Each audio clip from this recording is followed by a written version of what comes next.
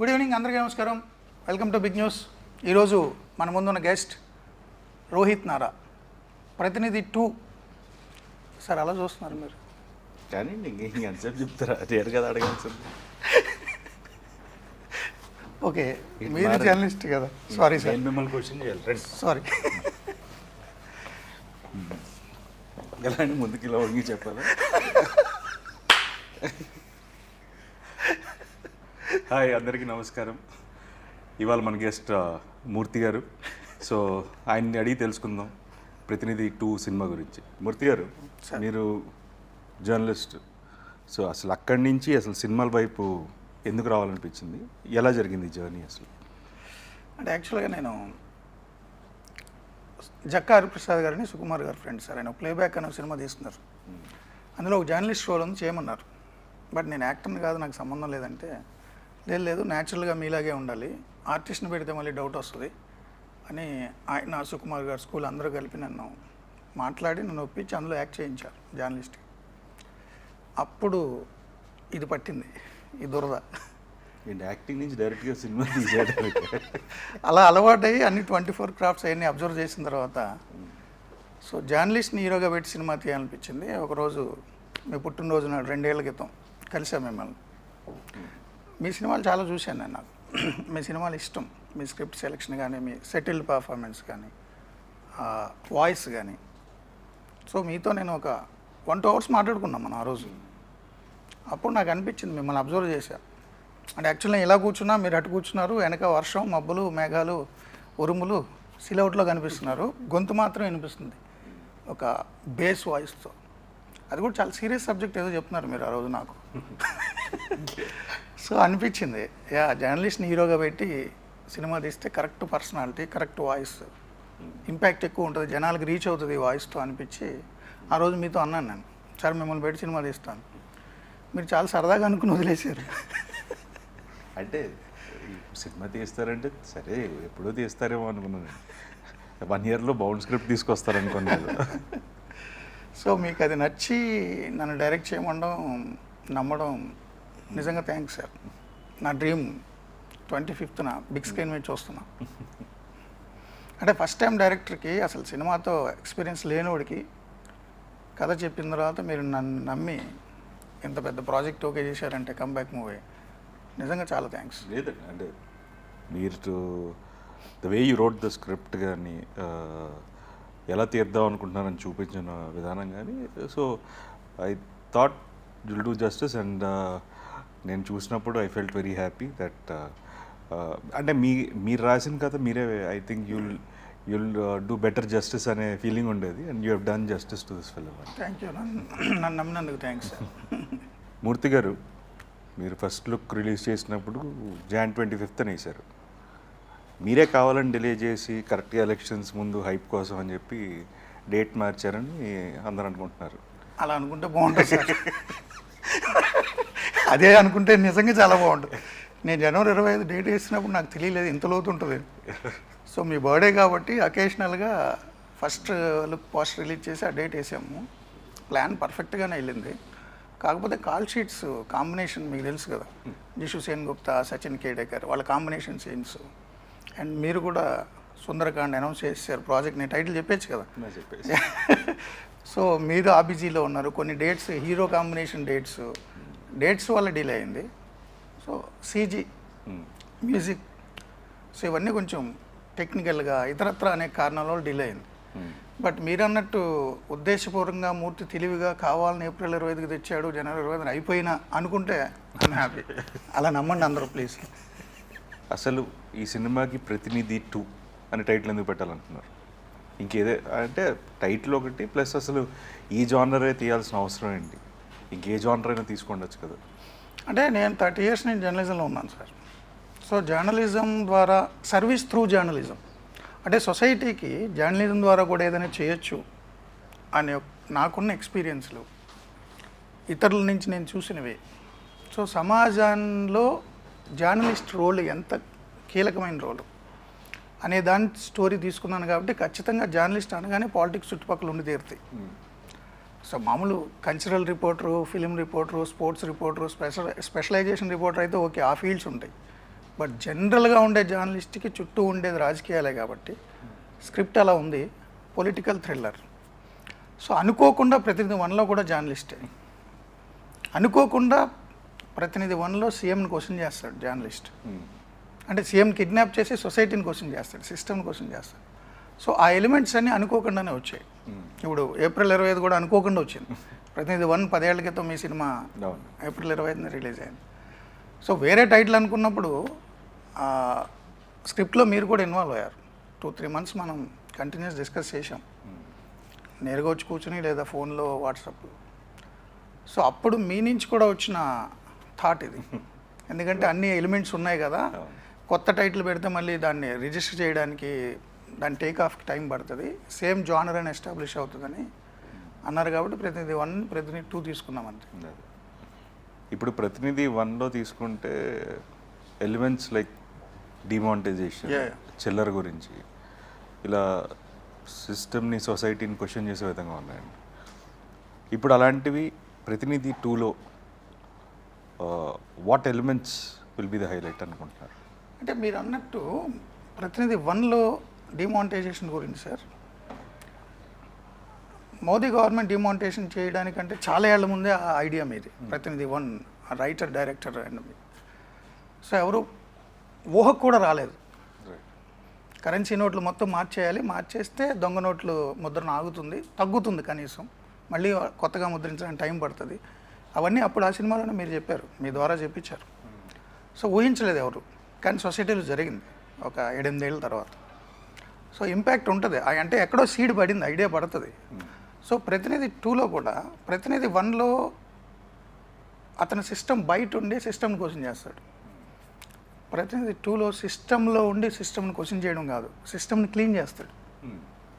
So చాలా elements ఉన్నాయి ఇందులో కూడా. సొసైటీ మీద ఇంపాక్ట్ ఉంటుందని నేను అనుకుంటున్నాను. అది ఎంతవరకు ఉంటుంది, దాని ఇంటెన్సిటీ ఏంటి అనేది ఆడియన్స్ని బట్టి ఉంటుంది, తీసుకునే విధానం బట్టి ఉంటుంది. జనరల్గా మీరు బేసిక్గా సిస్టంలో కానీ you'll question through media. So how different it is, అంటే ఇప్పుడు మన థాట్ ప్రాసెస్ ఉంది కానీ ఇప్పుడు డైరెక్ట్గా రియల్ సిస్టంలో ఉండి మీరు క్వశ్చన్ చేశారు చాలా ఎలిమెంట్స్ గురించి, ఒక సిస్టంలో జరుగుతున్న రాంగ్ డూయింగ్స్ కానీ సిస్టంలో ఎవ్రీడే సినారియోస్లో. How different it is when you make it few elements you bring it into film? Yes sir, అంటే మీడియా ద్వారా క్వశ్చన్ చేయడం అంటే నేను ఏదైనా ఒక ఇష్యూ ఉందంటే దాన్ని రీసెర్చ్ చేసి స్టడీ చేసి లేదా ఇన్వెస్టిగేట్ చేసి అది ఎలక్టరేట్కి అంటే పబ్లిక్కి ప్రజెంట్ చేయడం అనేది నా చేతిలో ఉంది త్రూ టీవీ మీడియా. సో దాని మీద దాని కష్ట నష్టాలు, శ్రమపడ్డాలు అన్నీ నేనే పడతా, నా చావు నేను చేస్తా ఏదో సమాధానం చెప్పడానికి. బట్ ఇది సినిమా ద్వారా చెప్పడం అంటే నాలో ఉన్న భావజాలాన్ని మీ ద్వారా వ్యక్తీకరింపజేయాలి. సో ఫస్ట్ నా ఐడియాని మీకు ట్రాన్స్లేట్ చేయాలి. సో దాన్ని మీరు ఓన్ చేసుకోవాలి, మీరు ఇన్వాల్వ్ అవ్వాలి, అండ్ ఆల్ డిపార్ట్మెంట్స్ ఇన్వాల్వ్ అవ్వాలి. నేను ఏం చెప్తున్నాను అనేది ప్రజలకి, మామూలుగా అయితే టీవీ కెమెరా ముందు నుంచి నేను 9 o'clock నేను చెప్పేస్తా, నేను చెప్దాం అనుకుని నేను చెప్తా, దాని రిపర్కషన్ నేను ఎదుర్కొంటా. ఆ కేసులు అవనివ్వండి, దెబ్బలు తిన్నాం అవనివ్వండి, పొగడ్తలు అవనివ్వండి, అవి మనం పట్టించుకోకపోయినా అవి జరుగుతుంటాయి. సో మొత్తం నా చావు నాదే, దానికి పురోహితుని కూడా నేనే. బట్ సినిమా అలా కాదు, సినిమా కొన్ని 100 మందిని ఇన్వాల్వ్ చేయాలి. ఐడియా మాత్రం నాది, దాన్ని ప్రజెంట్ చేసేది మీరు, అదర్ ఆర్టిస్టులు. దాన్ని అంత అందంగా చూపించేది డిఓపి నాని లాంటి వాళ్ళు. దానికి బ్యాక్గ్రౌండ్ మొత్తం అంతా కూడా ఆర్ట్. సో మ్యూజిక్, ఇప్పుడు మామూలుగా టీవీలో నేను చెప్పేటప్పుడు నాకేం బ్యాక్గ్రౌండ్ బీజిఎం ఉండదు, నా వాయిసే. బట్ సినిమాకి ఒక బీజిఎం ఉండాలి, దానికి సాంగ్స్ ఉండాలి. సో చాలా ఎఫర్ట్, కొన్ని 100 మందితో పనిచేయాలి. అంటే నోరు మీది, మాట నాది. సో మనసు నాది కానీ ఆలోచన మీది. సో అట్లా చాలా ఇంటర్లింక్తో ఉంటుంది సినిమా. చాలా కష్టం అని నాకు అనిపించింది, తెలిసింది. అంటే లోతు తెలియలేదు ముందు దూకేసేటప్పుడు. బట్ లక్కీగా ప్రొడ్యూసర్స్ మీరు అందరూ ఫ్రెండ్స్ అవ్వడం వల్ల నేను చాలా ఈజీగానే ఈత కొట్టగలిగా. కొంచెం ఇబ్బంది ఉన్నా, బట్ స్విమ్మింగ్ పూల్లో ఈత కొట్టడం నేర్చుకుంటే చచ్చిపోడు కదా, పట్టుకుని లేపుతాడు కదా ట్రైనర్. అదే కృష్ణానదిలో అయితే ఏమైనా మింగేవాడో మునిగిపోతామో తెలియదు. సో నాకు స్విమ్మింగ్ పూల్లో ఈత నేర్చుకున్నట్టుగా అనిపించింది మీ అందరి సహకారంతో. సో బాగా చెప్పానని అనుకుంటున్నా. 25th చూద్దాం. ఓకే మీ టీమ్ హెల్ప్ ఇదంతా ఓకే అండి, బట్ మీ పరంగా మీరు ఎలాంటి రిసర్చ్ చేశారు టు స్టోరీ టెల్లింగ్కి మీ మీ మీ వంతు మీరు ఏం చేశారు? అంటే ఓకే బేసిక్గా మిగతా all are like they are like your support system, yes yes but original idea is yours. Correct. ఎలా ప్రజెంట్ చేయాలి కానీ ఏదైనా అది మీ ఐడియా. సో దానికి మీరు ఎలాంటి అంటే because like you are completely from a different Yes, sir. World, అవును. మీరు అసలు వేరే ప్రపంచం. సో మీరు దానికోసం మీరేం చేశారు? అంటే నాకు మీతో ఆ రోజు మీతో సినిమా చేస్తాను సార్ అని చెప్పి వెళ్ళిపోయిన దగ్గర నుంచి నేను స్టోరీ మీద వర్క్ చేశాను. డైరెక్టర్ అని నేను అనుకోలే, మీరు ప్రొడ్యూసర్స్ నన్ను డైరెక్ట్ చేయమన్న తర్వాత ఓకే, కానీ బట్ నేను స్క్రిప్ట్ మీద చాలా వర్క్ చేశాను, నేను చాలా రీసెర్చ్ చేశాను. హాలీవుడ్ మూవీస్ నుంచి మన తెలుగు మూవీస్ వరకు అసలు బేసిక్ స్క్రిప్ట్ ఏంటి, వన్ లైన్ ఆర్డర్ ఏంటి, ఒక ఐడియా జనరేట్ అయినప్పుడు అక్కడి నుంచి వన్ లైన్ ఆర్డర్కి ఎలాగ వస్తుంది, ఆ తర్వాత స్టోరీకి ఎలా మారుతుంది, అన్ని ఎలిమెంట్స్ ఎలా ఉంచాలి.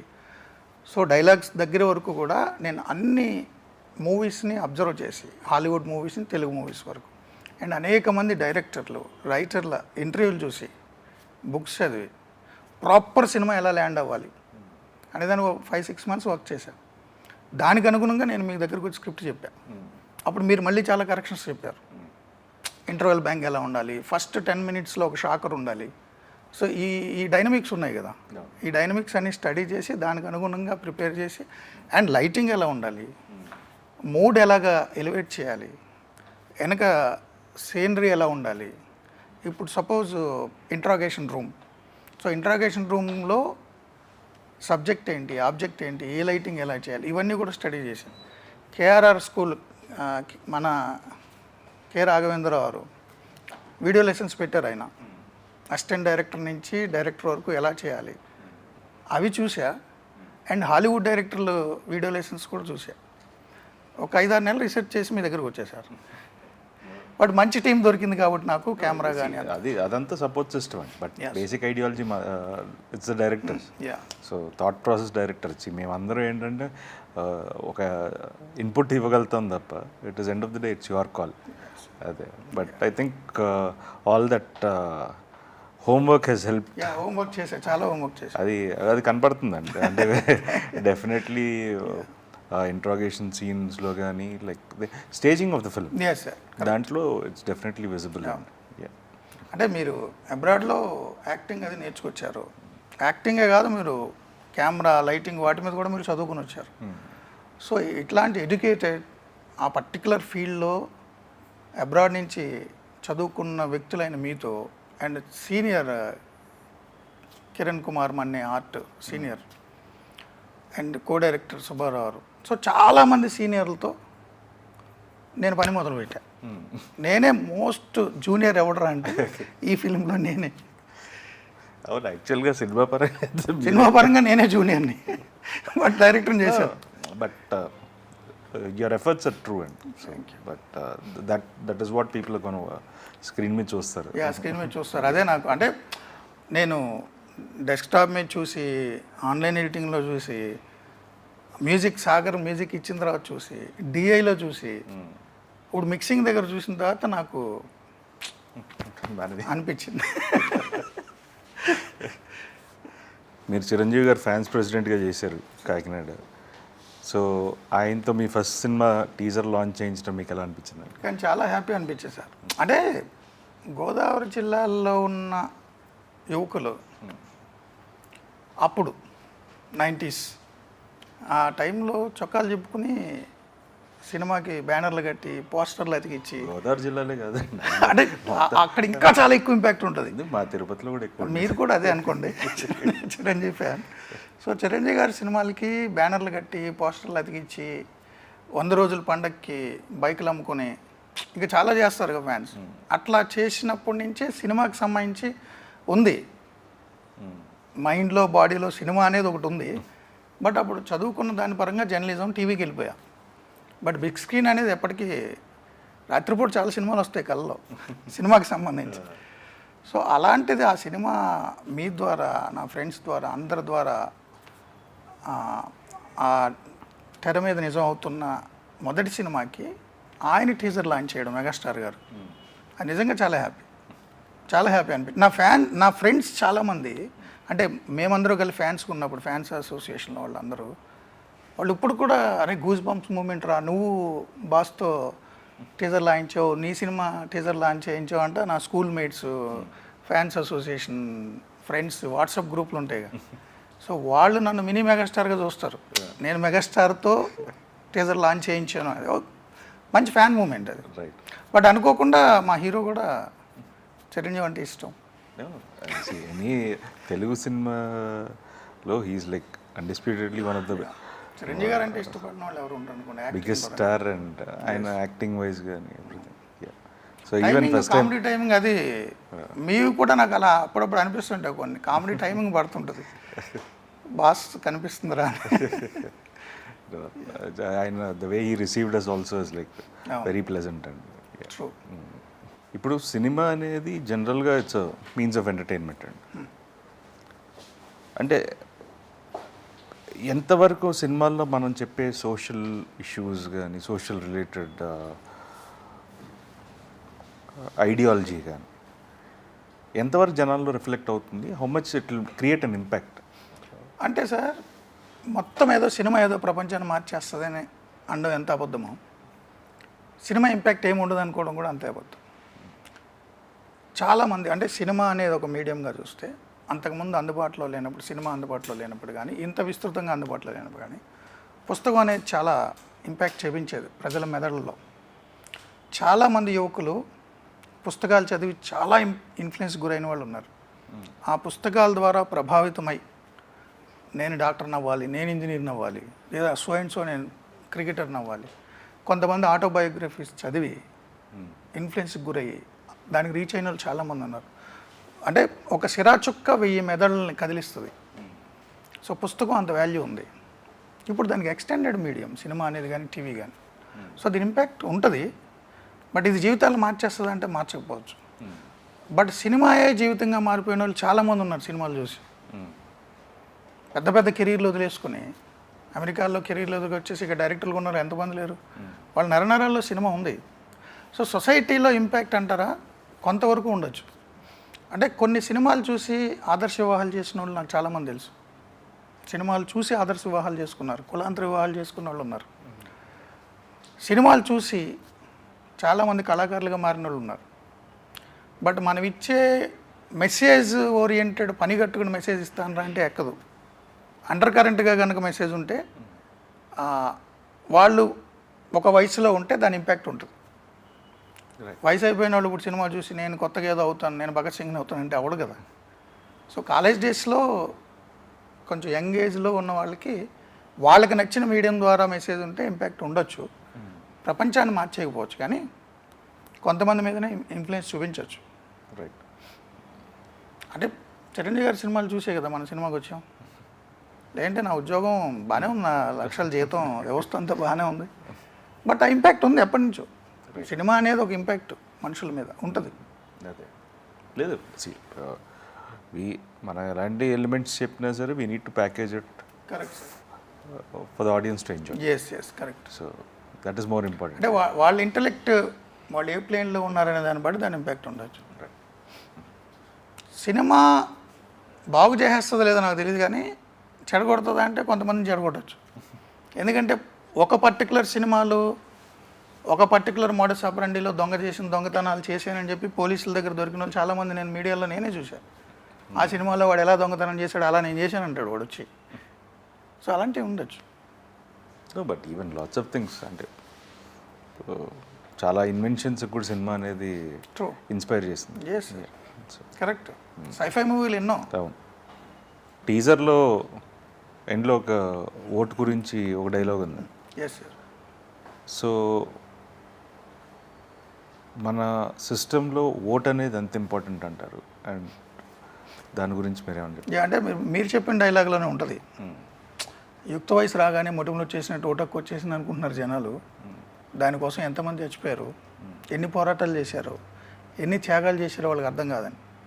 నిజంగానే టెరనీలో ఉన్నప్పుడు ఓ డిక్టోరియల్ పాలనలో ఉన్న ప్రజలకు తెలుస్తుంది ఓటు విలువ ఏంటనేది. మన వాళ్ళకి తెలియకపోవచ్చు. ఆ ఓటు హక్కు సాధించడం కోసం కొన్ని తరాలు కొన్ని తరాలు ప్రాణాలు కోల్పోయాయి, కొన్ని తరాలు త్యాగాలు చేయాల్సి వచ్చింది అనేక దేశాల్లో. ఇంత మోడర్న్ నేషన్, అత్యంత అభివృద్ధి చెందిన అమెరికా అని చెప్తాం. అమెరికాలో ఉమెన్కి ఓటు రావడానికి చాలా దశాబ్దాలు పట్టింది. అమెరికాలో ఇప్పటివరకు ఉమెన్ ప్రెసిడెంట్ కాలేదు. బట్ మన దేశంలో ఇందిరాగాంధీ ఎప్పుడో ప్రధాని అయ్యారు, పక్కన పాకిస్తాన్లో ఎప్పుడో ప్రధాని అయ్యారు, బెంజీర్ భుట్టో వాళ్ళు, ఆ పక్కన సిరిమావ బండారు నాయక్ శ్రీలంకలో ఎప్పుడో ప్రధాని అయ్యారు. సో అంటే ఓటు హక్కు అనేది మన బ్రిటిష్ వాళ్ళు మన పాలించినప్పుడు, మనం పాలించుకోవాలి, స్వయం పాలన, సెల్ఫ్ రెస్పెక్ట్ అని వచ్చినప్పుడు ఓటు అనే విలువ తెలుస్తుంది.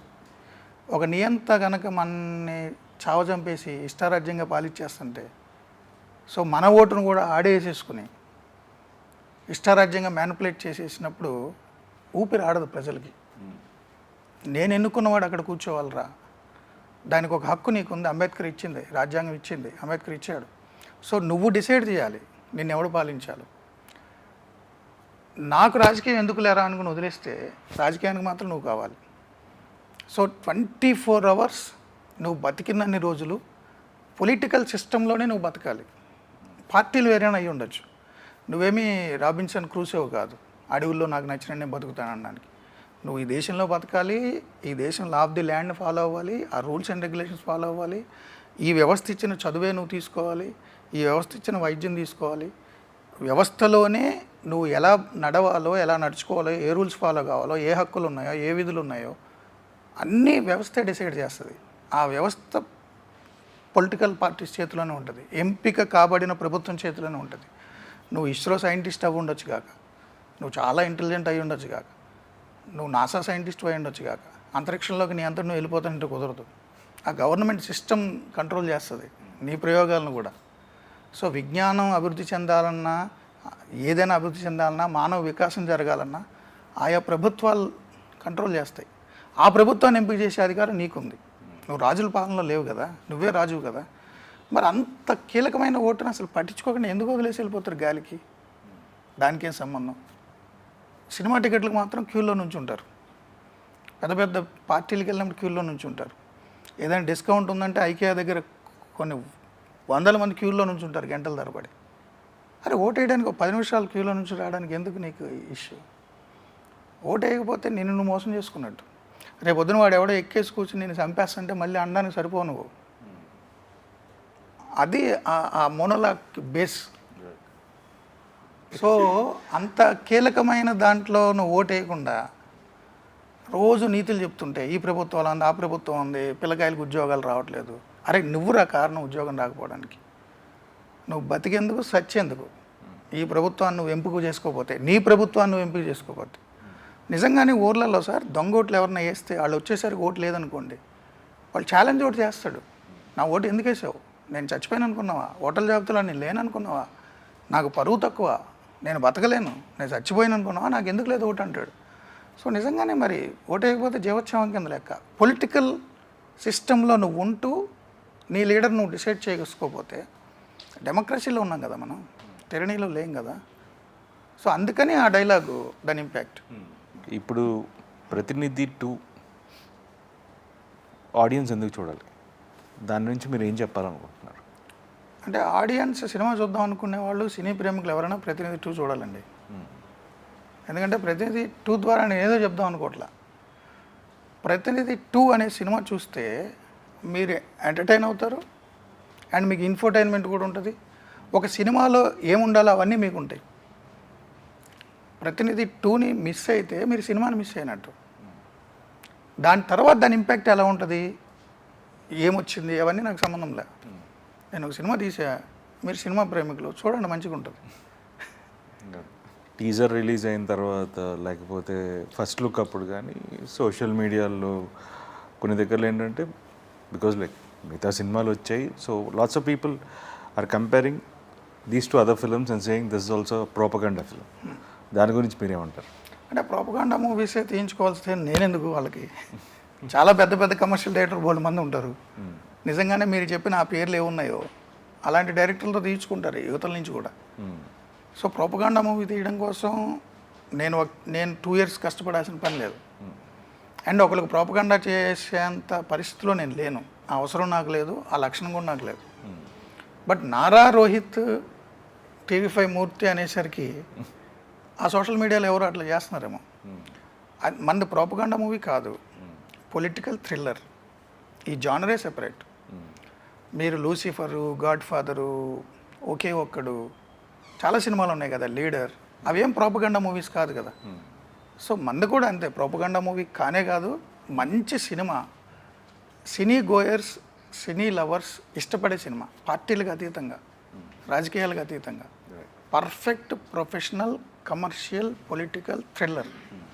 ఏ పార్టీని భుజానెత్తుకోలేదు, ఏ పార్టీ కాడికి పడేయలేదు, పార్టీలతో మనకు పనే లేదు, ఆ లీడర్లతో కూడా పని లేదు, క్యారెక్టర్లు అంతే. ఈ క్యారెక్టర్లు ఏ రిజంబ్లెన్స్ ఉండదు.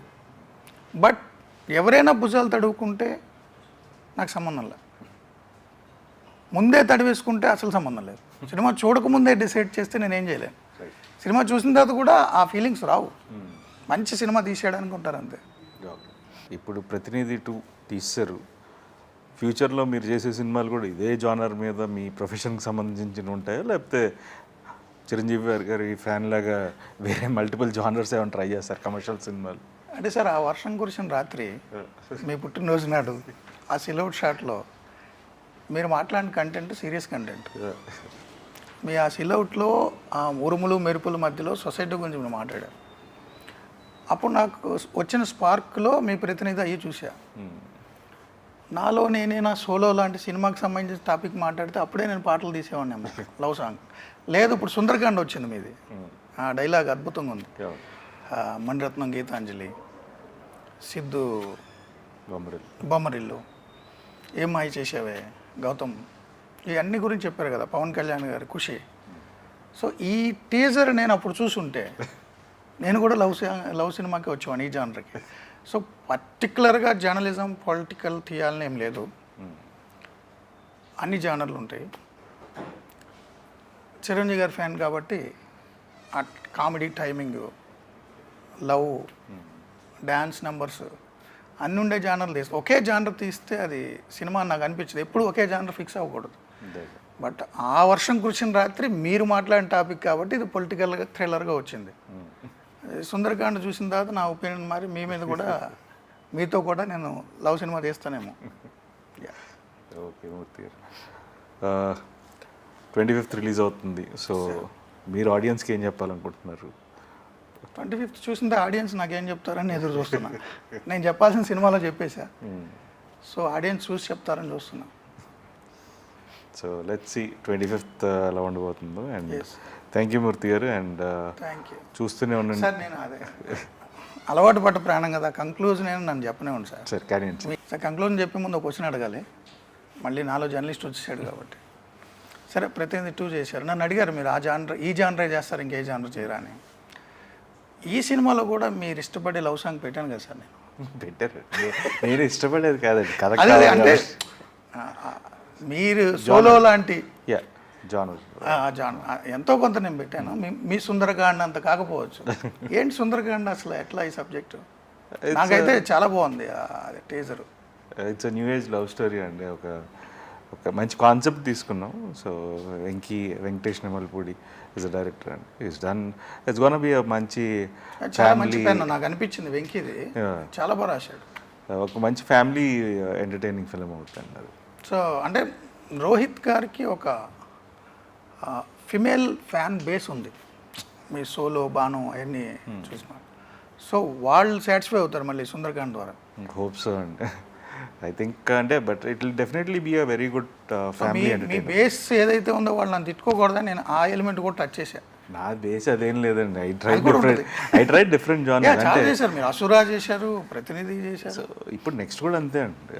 ఆఫ్టర్ సుందరకాండ ఇంకో ఫిలిం ఒకటి పీరియడ్ డ్రామా చేస్తున్నాం వర్ధన్ అనే డైరెక్టర్తో. సో ఈవెన్ దట్ అది స్టార్ట్ అవుతుంది. So it's like multiple genres అండి. ఒక పర్టికులర్ ఇది జానర్ అనేది అయితే ఏం ఫిక్స్ అవ్వలేదండి. కథ బాగుంటే చేస్తాను. అంటే మీకున్న టైటిలే అది కదా, స్క్రిప్ట్ మాస్టర్ అని. మంచి స్క్రిప్ట్లు సెలెక్ట్ చేసుకుంటారని. గాడ్స్ గ్రేస్ మంచి స్క్రిప్ట్స్ వచ్చాయి. సార్ మీ జర్నీ గ్యాప్ లేకుండా 2 ఏళ్ళు అనుకున్నారు, కరోనా వచ్చింది కాబట్టి ఎక్స్టెండ్ అయింది అన్నారు. గ్యాప్ లేకుండా కంటిన్యూస్ సంవత్సరానికి 2-3 సినిమాలు వస్తాయని అనుకున్నాను, ఎందుకంటే మీ లైన్ అప్ అలా ఉన్నాయి. 2 ఫిల్మ్స్ అయితే కన్ఫర్మ్ అండి, అంటే ఇక్కడి నుంచే, but want give quality films అండి. గ్రేట్. సో ఏదో చేసే అంతకుముందు మధ్యలో I was not satisfied with what I did. So ఈసారి నుంచి కొంచెం ఒళ్ళు దగ్గర పెట్టుకొని మంచి కథలు ఎంచుకుంటున్నాను. Yes sir, thank you so much. Thank you so much. So చూడండి ప్రతినిధి 2. Thank you.